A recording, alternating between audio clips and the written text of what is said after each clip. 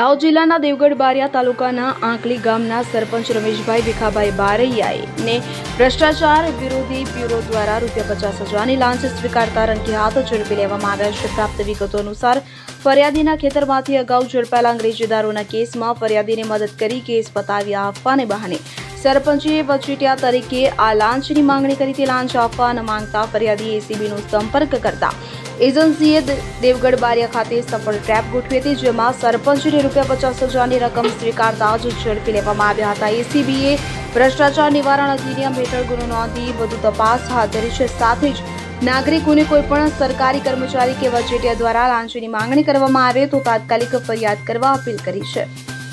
Jaber Shukla સાથે CN24 news Devgadh Bariya. હવે જુઓ દેશ દુનિયાની તમામ ખબરો તમારી આંગળીના ટેરવે। ઉઠાવો મોબાઈલ અને Google Play Store પરથી ડાઉનલોડ કરો અમારી CN24 ન્યૂઝ મોબાઈલ એપ।